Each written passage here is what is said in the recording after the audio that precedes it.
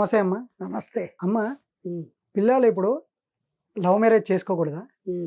వేరే క్యాస్ట్ వాళ్ళని లవ్ చేసి అసలు పెళ్లి చేసుకోకూడదా? హ్మ్. ఇప్పుడు అంతేందుకు తల్లిదండ్రులు ఒకే కులం చూస్తారు, ఒకే మతం చూస్తారు, హ్మ్. వాళ్ళని ఇచ్చి పెళ్లి చేస్తారు. అవి ఎంతవరకు కరెక్ట్గా ఉంటున్నాయి? హ్మ్. అలాగే ఇప్పుడు అమృత అనే అమ్మాయి కులాంతర వివాహం చేసుకుంది. ఆమె ఎంతవరకు కరెక్ట్? మీ పాయింట్ నాకు అర్థమైంది. ప్రేమ పెళ్ళిళ్ళు నిరభ్యంతరంగా చేసుకోవచ్చు. ఓకే. కులాంతర వివాహాలు నిర్మొహమాటంగా చేసుకోవచ్చు. ఓకే. మతాంతర వివాహాలు కూడా చేసుకుంటున్నారు. ఓకే. ఏమండి? అవును. వివాహం అనేది యుక్త వయసు వచ్చాక చేసుకోవాల్సినటువంటి ఒక ప్రాకృతికమైనటువంటి కార్యక్రమం. ఆ, ఏ దీనికి ఏ అభ్యంతరం లేదు. ఏదో ఒక విధమైనటువంటి వివాహాన్ని వాళ్ళు చేసుకోవడం అనేది ఇంపార్టెంట్. ఆ, ఎందుకంటే ఫిజికల్ నీడ్. అలాగే సమాజంలో ఒక మనిషి తల్లిదండ్రులకి పుట్టి పెరిగిన తర్వాత చిన్నప్పుడు పలానా వారి అబ్బాయి అంటారు, పలానా వారి అమ్మాయి అంటారు. పెరిగి పెద్ద అయిన తర్వాత వాళ్ళకు కూడా వాళ్ళ సెల్ఫ్ ఐడెంటిటీ రావాలి కదా. అవును. ఒక వ్యక్తిత్వము, ఒక కుటుంబము ఏర్పడాలి కదా. అవును. వాళ్ళ జీవితాన్ని వాళ్ళు జీవించాలి కదా. అవును. అలా జరగాలి అంటే వాళ్ళు వివాహితులు అవ్వాలి. అవును. అది మన వివాహ వ్యవస్థ, మన సంఘంలో, సమాజంలో, మన దేశంలో, మన సంస్కృతిలో ఉన్నటువంటి సర్వసాధారణమైనటువంటి ప్రక్రియ. అవును. సో ఈ డౌట్ అక్కర్లేదు మీకు. ఎవరు ఎవరినైనా సరే ఇష్టపడి పెళ్లి చేసుకోవచ్చు, ప్రొవైడెడ్. ఈ మాట ఎందుకు అంటున్నానంటే ఒక 20 ఏళ్ళో 25 ఏళ్ళో వచ్చేదాకా తల్లిదండ్రులు పిల్లల్ని కానీ పెంచి వాళ్ళని చదివించి వాళ్ళకి కావలసిన సర్వసేవలు చేసి సమస్తము అందించి వాళ్ళను ఓ స్థాయికి తీసుకొస్తారు కదా. అవును. మరి వాళ్ళతో పాటే వాళ్ళ మీద వాళ్ళు కొన్ని ఆశలు పెంచుకుంటారు, కొన్ని కలలు కంటారు. మా అబ్బాయికి అలాంటి పిల్ల మా ఇంటికి కోడలుగా రావాలి, ఓకే. ఇటువంటి అబ్బాయి మాకు అల్లుడుగా రావాలి, మా అమ్మాయిని బాగా చూసుకోవాలి, మా ఇంటికి వచ్చే కోడలు మా అమ్మ అందరితో కలిసిమెలిసి ఉండాలి. ఇలా ఏవో కొన్ని ఆశలు పెట్టుకుంటారు. ఓకే. అది కూడా తప్పు కాదండి. కానీ ఇక్కడ జరుగుతున్నది ఏమిటి అంటే, నాకు తెలిసి నా చిన్నప్పటి నుంచి కూడా వింటున్నాను, ప్రేమ వివాహాలు చేసుకున్నారని. నేనే ఎంతోమందిని చూశాను కూడా. ఆ, అలాగే కులాంతర మతాంతర వివాహాలు కూడా చేసుకుంటున్నారు. ఇవేవి తప్పు కాదండి. ఉమ్, అలాగా అందరూ వివాహానికి కావలసినవి 3 అంశాలు ముఖ్యంగా. ఒకటి, మనసులు కలవాలి అవును. మనిషికి మనిషికి. అవును. రెండోది, అమ్మాయి అబ్బాయి ఒకరినొకరు అర్థం చేసుకోవాలి. అవును. మూడవది, ఒకరి మీద ఒకరినొకరు నమ్మకం ఉంచాలి. విశ్వాసంతో జీవితాంతము కలిసిమెలిసి పట్టుకున్న చెయ్యి విడిచిపెట్టకూడదు, అవును. తాళి కట్టేసి వదిలేయకూడదు. అవును. జీవితాంతం కలిసిమెలిసి ఎటువంటి కష్ట సుఖాలు వచ్చినా కూడా వాళ్ళ జీవితాంతము కలిసి ఉండాలి. అవును. ఇది. తర్వాత వివాహానికి అర్థం ఏమిటి? వాళ్ళ సంసారాన్ని సవ్యంగా చేసుకుంటూ వాళ్ళు ఒకరితో ఒకళ్ళు అండర్స్టాండింగ్తో ఉండి చక్కగా పిల్లల్ని కానీ పెంచుకొని వాళ్ళ కుటుంబాన్ని వాళ్ళు ఏర్పాటు చేసుకోవడం అవును. ఎంత మాత్రము తప్పు కాదు. కానీ ప్రొవైడెడ్ అన్న మాట ఎందుకు వాడానంటే, తల్లిదండ్రులకు వాళ్ళు కనందే పిల్లలు పుట్టరు కదా. అవును. వాళ్ళు కష్టపడి కని పెంచి పెద్ద చేసి అన్నీ చేసిన తర్వాత పెళ్లి చేయరా? చేస్తాం. ఎందుకు చేయరు? డెఫినెట్గా చేస్తారు కదా. అవును. ఈ లోపల మీకు ఎవరో నచ్చుతారు, నచ్చి నాకు వాళ్ళు నచ్చారు, ఆ అబ్బాయి నచ్చాడు లేదా ఈ అమ్మాయి నచ్చింది. నచ్చినప్పుడు మీరు ధైర్యంగా చెప్పండి, వాళ్ళు నచ్చారు, వాళ్ళని వివాహం చేసుకుంటాను, వారితోటే నాకు వివాహం జరిపించండి అని మీరు తల్లిదండ్రులకి చెప్పి వాళ్ళకి నచ్చజెప్పి వాళ్ళను ఒప్పించుకొని వాళ్ళ అనుమతితో పెళ్లి చేసుకుంటే అప్పుడు అది లవ్ మ్యారేజ్ అయినా సరే, మతాంతర వివాహమైనా సరే, కులాంతర వివాహమైనా సరే ఎటువంటి గొడవలు రావు. వాళ్ళకి ఇష్టము లేకుండా వాళ్ళ ఇష్టానికి వ్యతిరేకంగా మీకు మాత్రమే ఇష్టమైనప్పుడు అప్పుడు పెళ్లి చేసుకోకూడదా అంటే అప్పుడు కూడా చేసుకోవచ్చు. ఎప్పుడు చేసుకోవాలి?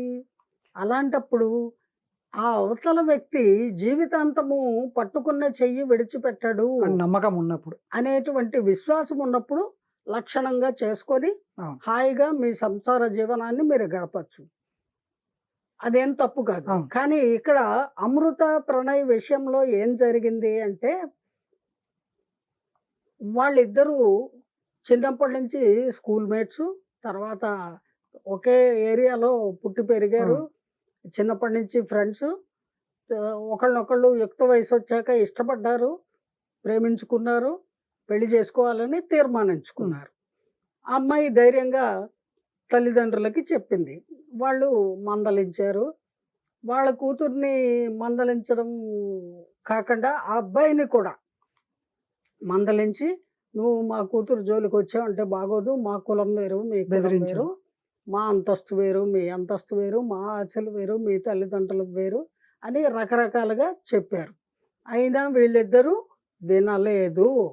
వినకుండా మేమిద్దరము మేజర్లమే, మేము పెళ్లి చేసుకుంటే ఎవరు అడ్డొస్తారు అని చక్కగా వాళ్ళు తీర్మానించుకొని ఆర్య అక్కడి నుంచి మిర్యాలగూడ నుంచి హాయిగా ఆ, హైదరాబాద్ అవును. వచ్చేసి ఆర్య సమాజ్లో సమాజంలో పెళ్లి చేసుకున్నారు. పెళ్లి చేసుకున్నారు. 2018 జనవరి నెలాఖరికి వాళ్ళు వివాహం చేసుకున్నారు. ఓకే. వివాహం అయితే చేసుకున్నారు కానీ తల్లిదండ్రుల ఇష్టానికి వ్యతిరేకంగా చేసుకున్నాం కాబట్టి ఎటువంటి గొడవలు ఎదుర్కోవాల్సి వస్తుందో అనేటువంటి భయంతో వాళ్ళు తిన్నగా వాళ్ళ ఊరు వెళ్ళకుండా వరంగల్లో వాళ్ళ బంధువుల ఇంట్లో కొంతకాలము ఉన్నారు. ఇక్కడ ఒకటమ్మా, ఉమ్. ఇప్పుడు తల్లిదండ్రులు అంటే అది ఓన్లీ అమ్మాయి వాళ్ళు ఒప్పుకోలేదు, కానీ అబ్బాయి వాళ్ళు ఒప్పుకున్నారు కదా. ఇక్కడ వాళ్ళు కూడా అంగీకరించారో అంగీకరించలేదు అనేది వాళ్ళ అంతరాత్మలకి తెలుసండి. ఇప్పుడు ఏ కులము వారు వాళ్ళ కులము పిల్లల్నే చేసుకోవాలని కోరుకుంటారు బేసిక్గా. ఇప్పుడు పెద్దంటి పిల్ల వస్తే ఆ అమ్మాయి ఏ రకంగా ఉంటుందో, వాళ్ళ అబ్బాయిని సరిగా చూస్తుందో చూడదో, అవును. వాళ్ళతో సమంగా ఉంటుందో ఉండదో అనే భయం వాళ్ళకి లోలోన ఉంటుంది. ఓకే. లేదా వాళ్ళ వల్ల ఎటువంటివి ఫేస్ చేయాల్సి వస్తుందో అనే భయం కూడా ఉంటుంది. ఓకే. ఉండదు అని అనుకోకండి. ఎవరి కులము వారికి గొప్ప, ఎవరి మతము వారికి గొప్ప. ఓకే. ఇక్కడ అంచేత ఈ కులాలు మతాలు ఇవన్నీ మానవులు పెట్టుకున్నటువంటి అంశాలే కానీ భగవంతుడి సృష్టిలో అవి భగవంతుడు పెట్టలేదు, ఓకే. మానవులు సృష్టించుకున్నారు. ఈ పలానా పని చేసేవాడు వీడికి ఈ పేరు పెట్టారు, పలానా పని చేసేవాళ్ళు వీళ్ళకి ఈ పేరు, అలా పేర్లు వాళ్ళు పెట్టుకున్నారు. మానవులు పెట్టుకున్నటువంటివి ఇవన్నీ. ఈ అడ్డుగోడలు మనుషులు ఏర్పాటు చేసుకున్నటువంటివి. అందువల్ల ఇక్కడ బేసిక్గా ప్రకృతి రీత్యా స్త్రీ పురుషుడు అంతే ఇంపార్టెంట్. అది యుక్త వయసు వచ్చింది, వివాహం వయసు. తల్లిదండ్రులు చేసేదాకా ఆగాలి. లేదు వాళ్ళకి ఎవరైనా నచ్చితే వాళ్ళ అనుమతితోటి చేసుకోవాలి. వాళ్ళకి ఇష్టం లేకపోయినా వీళ్ళు చేసేసుకున్నారు. సరే, ఆ పాయింట్ అలా పెడదాం. ఒక 5-6 మాసాలు వాళ్ళ బంధువుల ఇంట్లో ఉండి వరంగల్లో, ఆ తర్వాత కొంచెము ధైర్యం వచ్చాక వాళ్ళు పోలీస్ ప్రొటెక్షన్ తీసుకొని వాళ్ళ ఊరు వచ్చారు. ఎంతకాలం పరాయి చోట ఉంటారు. వచ్చేసి అక్కడ వాళ్ళ ఇంట్లో, ప్రణయ్ వాళ్ళ ఇంట్లో ఉన్నారు. వాళ్ళు బాగానే రిసీవ్ చేసుకున్నారు, బాగా చూసుకుంటున్నారు. సరే, రోజులు గడుస్తున్నాయి. అమ్మాయి గర్భిణీ అయింది. అతను అమ్మాయిని డాక్టర్కి చూపించడానికి హాస్పిటల్కి తీసుకెళ్ళాడు. ఒకరోజు మధ్యాహ్నం హాస్పిటల్కి వెళ్తూ ఉండగా హాస్పిటల్ నుంచి అతను, అతని తల్లి, అతని భార్య అమృత, వీళ్ళు ముగ్గురు హాస్పిటల్కి వెళ్తూ ఉన్న క్రమంలో హాస్పిటల్ నుంచి బయటకు వస్తుంటాయి. అదేనండి, హాస్పిటల్ నుంచి బయటకు వస్తున్నప్పుడు వెళ్తున్నప్పుడు మొత్తానికి ఈ హంతకుడు ఎవరైతే ఉన్నాడో అతను కత్తి తీసుకొని హఠాత్తుగా అతని మీదకి లంఘించి అతన్ని పొడిచి చంపేసి పారిపోయాడు. పారిపోయిన తర్వాత వీళ్ళు ఈ హఠాత్ పరిణామానికి, ఈ ఊహించినటువంటి చర్యకి భయపడి తక్షణము అతన్ని సేవ్ చేసుకోవాలనే పనిలో ఉంటారు కదా. ఎదురుగానే హాస్పిటల్ ఉంది, అతన్ని హాస్పిటల్లోకి తీసుకువెళ్ళారు. కొద్ది గంటల తర్వాత అతను చనిపోయాడు. వాళ్ళు ఎంత ప్రయత్నించినా అతను బతకలేదు. సరే, ఆ హత్య కేసు కంప్లైంట్ ఇచ్చారు. కంప్లైంట్ ఇచ్చిన తర్వాత అమ్మాయి ముఖ్యంగా నీకు ఎవరి మీద అనుమానం ఉంది అని అడుగుతారు కదా. నా తండ్రికి ఇష్టం లేదు ఈ వివాహము, అంచేత ఆయనే ఏదో చేయించారు. ఖచ్చితంగా చేయించి ఉంటారు, ఆయనకి చాలా మొండి పట్టుదల అని చెప్పి ఆ అమ్మాయి కంప్లైంట్లో చెప్పడము. ఆ తర్వాత పోలీసులు ఎటువంటి చర్యలు తీసుకోవాలి అనేది వాళ్ళు తీసుకోవడము, కేసు కట్టడము, ఇవన్నీ క్రమంగా జరగవలసినవి జరిగాయి. సరే, అది అలా కొనసాగుతూ ఉండగా ఈ అమ్మాయి ఒక బిడ్డని ప్రసవించింది. అవును. అత్తమామల దగ్గరే ఉంటోంది. మీకు కొడుకు లేదని బాధపడకండి, నా ప్రణయ్ నాకు కొడుకు ఒక రూపంలో బిడ్డని ప్రసాదించాడు, ఈ మీ మనవణ్ణే మీ కొడుకుగా భావించండి, నేను నా బిడ్డలోనే నేను ప్రణాళిక అతని చూసుకుంటాను. రూపాన్ని చూసుకుంటూ గడుపుతాను అని చెప్పి వాళ్ళని నచ్చజెప్పి వాళ్ళకి ధైర్యం చెప్పి, అమ్మాయి కూడా చాలా ధైర్యంగా కొంతకాలం దుఃఖం ఉంటుంది, మొత్తానికి తేరుకుని వాళ్ళతోటే కలిసిమెలిసి ఉంటుంది. కాలక్రమేణా ఓ 2 సంవత్సరాలు గడిచేసరికి ఆమె తండ్రి బెయిల్ మీద బయటకు వచ్చి, అతను ఆత్మన్యూనతా భావంతోటో మరి ఏ కారణం చేత అయితే అతను తన జీవితాన్ని ముగించుకున్నాడు. సూసైడ్ చేసి. ముగించుకున్నాడు, చనిపోయాడు అతను. ఆ విధంగా అతను కూడా చనిపోయిన తర్వాత ఈ బంధువులు వాళ్ళు వీళ్ళు అందరూ కలిసి, ఇప్పుడు కాలం గడుస్తూ ఉంటే వెనకటికి షేక్స్పియర్ ఒకసారి అన్నారట, ఏదో పుస్తకంలో చదివాను నేను, కాలమే గాయాలని మాన్పుతుంది అని. అలా కాలము ఏళ్ళు గడుస్తూ ఉంటే అన్నీ మెల్లగా మానవులు మర్చిపోతూ ఉంటారు. అంతరంతరాల్లో ఉంటుంది, కానీ ఆ గాయం నుంచి కోలుకుంటారు, ఆ పరిస్థితి నుంచి మరి లైఫ్ ముందుకు వెళ్ళాలి కదా.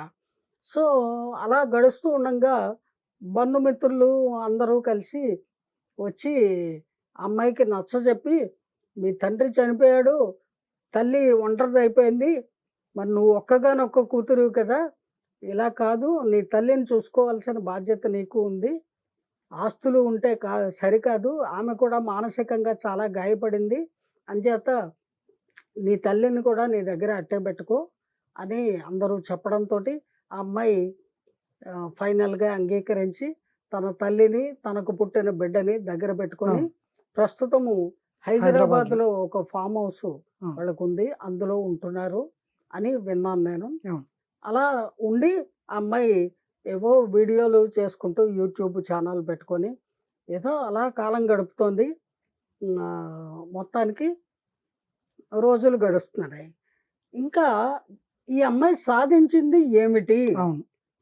చక్కగా ఒక వ్యక్తిని ప్రేమించింది, పెళ్లి చేసుకుంది, సంసార జీవనాన్ని జీవితాంతము గడపకుండా కొద్ది నెలల కాలంలోనే భర్తను కోల్పోయింది, తండ్రిని కోల్పోయింది, అలాగే బంధుమిత్రులందరినీ దూరం చేసుకుంది, అత్తమామలు, ఆ పుట్టిన బిడ్డ, తన తల్లి అంతే అమ్మాయికి ఉన్నది. ఇప్పుడు తనకి మళ్ళీ పునర్వివాహం చేసుకునే ఆలోచన తనకు లేదు అంటోంది.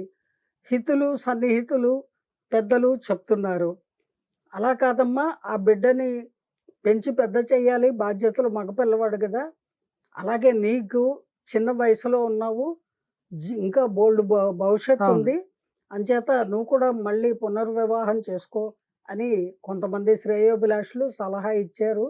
కానీ అమ్మాయి ఇంతవరకు ఆ దిశగా ఏమీ నిర్ణయం తీసుకోలేదు. కానీ సాధించింది ఏంటండి? అందరినీ కోల్పోయి మానసిక దుఃఖాన్ని అనుభవిస్తూ పైకి నవ్వుతూ ఉన్నా కూడా కనిపిస్తుంది. రాత్రి అయ్యేసరికి ఒంటరిగా తన బెడ్రూమ్లో బిడ్డని పక్కన పెట్టుకొని పడుకుంటే ఆ గతం గుర్తుకొస్తూ ఉంటుంది. ఇలాగ జీవితం అంతా ఆ చేదు అనుభవాలు, అవి సంతోషకరమైన అనుభవం ఏది జరగలేదు అమ్మాయికి. ఆ అమ్మాయి మొండితనంగా నేను కోరుకున్న వాడిని పెళ్ళాడాను అన్న ఒక సంతోషం అప్పటి వరకు ఉండే తృప్తి, అప్పటి వరకు అతను బతుకున్న 6-7 నెలల వరకే. ఆ తర్వాత అంతా ఆవిడికి దుఃఖమే కదా, నిండు 100 ఏళ్ళు దుఃఖాన్ని అనుభవించాలి. ఆ దుఃఖాన్ని అనుభవించవలసిన పరిస్థితి ఏమీ లేదు. చక్కగా అమ్మాయి కూడా మళ్ళీ లైఫ్లో సెటిల్ అవ్వచ్చు. చాలా ధైర్యవంతురాలు. తల్లిదండ్రుల్ని సమాజాన్ని ఎదిరించి కులాంతర వివాహము తను ప్రేమించిన పిల్లవాడిని పెళ్లి చేసుకుంది. అంతటి ధైర్యము శౌర్యము ఉన్నటువంటి స్త్రీమూర్తి. అంచేత ఆ పిల్ల మళ్ళీ పెళ్లి చేసుకొని చక్కగా తనకంటూ ఒక కుటుంబాన్ని కుటుంబాన్ని ఏర్పాటు ఏర్పరచుకోవాలి. చేసుకొని హాయిగా ఉండొచ్చు. మరి అది ఆ అమ్మాయికి తెలియాలి.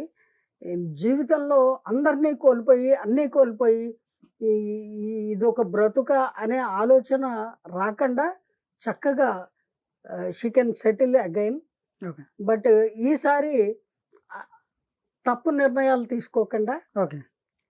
కరెక్ట్ నిర్ణయం, అంటే ఇంతకుముందు తప్పు నిర్ణయం తీసుకుందంటే నిస్సందేహంగా తప్పు నిర్ణయమేనండి అది. ఎందువల్లంటే తల్లిదండ్రుల్ని క్షోభకు గురి చేసి బాధించి వేధించి వాళ్ళని కోల్పోయి అవును. సాధించేది ఏమిటి పిల్లలు? ఆ. ఇప్పుడు వాళ్ళకి ధనవంతులు అంటున్నారు. అవును. అందరూ తల్లిదండ్రులు ధనవంతులుగా ఉండరు కదా. ఉండరు.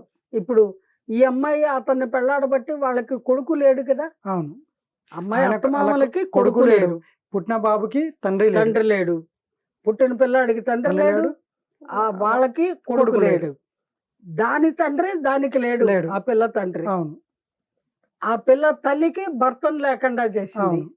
వీటన్నిటికీ కారణం ఈ అమ్మాయి తీసుకున్న నిర్ణయము. ఆ. అంచేత ఒక వ్యక్తి ఒక నిర్ణయం తీసుకునేటప్పుడు ఆ నిర్ణయం వల్ల తన ఒక్కదానికే ఏదో మేలు కలుగుతుంది ఓకే. అని అనుకుంది పాపము. అది ఎంతటి అజ్ఞానము! ఎంతమంది బాధింపబడ్డారు, వేధింపబడ్డారు, కొందరు మృత్యువాత పడ్డారు. అంతేకాదండి, ఇప్పుడు ఈ రకమైనటువంటి వివాహం చేసుకోబట్టి ఆ తండ్రి ధనవంతుడు కాబట్టి అతనికి ఆ సంబంధం ఇష్టం లేదు కాబట్టి అతని అడ్డు తొలగించేసి ఆ అబ్బాయిని చంపించేసి కూతుర్ని తెచ్చేసుకొని మళ్ళీ వాళ్ళలో సంబంధించిన వ్యక్తిని చూసి పెళ్లి చేద్దాం అనుకున్నాడు. అవును. అది జరగలేదు. అవును. అది ఆవేశంగా తీసుకున్న నిర్ణయం. ఓకే. అందువల్ల అది జరగలేదు, అలా జరగదు కూడా. ఓకే. అదే జరిగింది. అవును. అది జరగదు అనేదే జరిగింది అవునవును. కదా. అవును. అందువల్ల ఆ తండ్రి మారుతీరావు ఎవరైతే ఉన్నారో ఆయన కూడా చాలా ఆవేశపరుడు, ఆస్తిపరుడే కాదు ఆవేశపరుడు. అంతటి ఆవేశం పనికిరాదు. దాని కారణంగా ఏమి రిజల్ట్, నెట్ రిజల్ట్ అంటే జీరో. ఆ. ఏ రకమైనటువంటి సుఖశాంతులు లేవు. అవును. ఒక కిరాయి హంతకుణ్ణి ఏర్పాటు చేశాడు. అవును. ఆ కిరాయి హంతకుణ్ణి ఏర్పాటు చేసుకోవడానికి సహకరించిన కొందరు, అవును. ఆ కొందరు జీవితాలు ఇప్పుడు శాశ్వతంగా ఖైదు పాలు. మళ్ళా సహకరించి మళ్ళీ వాళ్ళ ఇంట్లో వాళ్ళు కూడా వాళ్ళ కుటుంబాలన్నీ ఇప్పుడు రోడ్డు వీధులు మీదకి పడ్డట్టే కదా. రోడ్డు మీదకి వచ్చినట్టు. ఈ అమ్మాయి ఒక్క నిర్ణయం వల్ల ఎన్ని జీవితాలు, ఎన్ని కుటుంబాలు ఇబ్బంది పాలవుతున్నాయి ఇప్పుడు. అవును. వాటన్నిటికీ కారణం ఎవరండి? తన అమృతే కదా. అవును. అందువల్ల అమృత తీసుకున్న నిర్ణయము, ఆనాడు తీసుకున్న నిర్ణయము సరి అయిన నిర్ణయము కాదు అని నా అభిప్రాయం అండి. తెలుస్తుంది. అటువంటి నిర్ణయాలు ఏ ఆడపిల్ల తొందరపాటుతనంతో తీసుకోకూడదు. ఒకవేళ అలా కులాంతర వివాహం చేసుకోవాలంటే ముఖ్యంగా తల్లిదండ్రుల అనుమతిని పొందాలి. ఓకే. వాళ్ళని ఒప్పించుకోవాలి. నేను మీకు ఒక్కగానొక్క కూతుర్ని, నా సౌఖ్యము, నా సుఖము, నా ఆనందము మీకు అది ఇంపార్టెంట్ అనుకుంటే ఈ పరువు, కులము, మతము ఇవన్నీ పక్కన పెట్టండి. నాకు ఇతను నచ్చాడు, ఇతనితో వివాహం జరిపించండి అని వాళ్ళని ఒప్పించుకోవాలి. అంతేగాని వాళ్ళని నొప్పించి చేసుకుంటే పర్యవసానం ఈరోజు ఏం జరిగింది? దారుణంగా అనేక కుటుంబాలు ఈ రోజున రోడ్డు వీధి పాలయ్యాయి. ఆ హంతకుడికి ఉరిశిక్ష పడింది, తన తండ్రి ఊరోసుకున్నాడు. మరి ఇప్పుడు ఆ 8 మంది నేరస్తులకి జీవిత ఖైదు పడింది. ఆ 8 మంది నేరస్తుల కుటుంబీకులు ఇబ్బందుల పాలవుతారు కదా. పైగా వాళ్ళ బాబాయ్ కూడా అదే. ఇప్పుడు చూడండి, ఆ బాబాయ్ అట ఆయన అన్నగారికి తోడుగా వెళ్ళాడు. ఆ డ్రైవరు, వాళ్ళ డ్రైవరు అయ్యగారు జీతం ఇస్తున్నాడు, వాళ్ళకి తోడుగా వెళ్ళాడు. వాళ్ళందరూ అప్పుడు ఆయనకి తోడుగా వెళ్ళినందుకు ఇప్పుడు వాళ్ళకి తోడెవరు, దిక్కెవరు? వాళ్ళకి దిక్కు దివాణం ఏమిటి? జైలు 4 గోడల మధ్య వాళ్ళ జీవితము. అవును. అంటే కాని పనికి జోలిమాలిన పనికి పోరాదు అంటే ఇదే. అలా వెడితే ఇదిగో ఇలాంటి శిక్షలే అనుభవించవలసి వస్తుంది. అంచేత అమృత లాంటి వాళ్ళు అటువంటి వివాహం చేసుకోవాల్సి వచ్చినప్పుడు తల్లిదండ్రుల్ని ఒప్పించే ప్రయత్నం చెయ్యాలి. అంతగా వాళ్ళు ఒప్పుకోకపోతే వాళ్ళ మనసుకి విరుద్ధమైనటువంటి చర్యలు చేయకుండా కన్న వాళ్ళకి కని పెంచిన వాళ్ళకి వాళ్ళ మాట వాళ్ళకంటే శ్రేయోభిలాషులు ఈ లోకంలో ఉండరు ఉన్నారు. అన్న సత్యాన్ని తెలుసుకొని వాళ్ళు చెప్పినటువంటి వాళ్ళు చూపినటువంటి బాటలో జీవనాన్ని గడపడం అనేది ధర్మము. ఆ ధర్మాన్ని అతిక్రమించింది ఆ పాప. ఏ పాప అయినా సరే, ఏ బాబు అయినా సరే, మీరు ఈ సంఘటన తెలిసిన తరువాత మీరు వివాహం చేసుకునే సందర్భంలో ఎవరినైనా ప్రేమిస్తే, ప్రేమించడం తప్పు కాదండి. మీ తల్లిదండ్రుల అనుమతితోనో లేదా వారి అనుమతి లేకపోతే మీకు మీరుగా బతకదలుచుకుంటే దూరంగా వెళ్ళి బతకండి. అవును. దూరంగా వెళ్ళిపోయి బతకండి. అవును.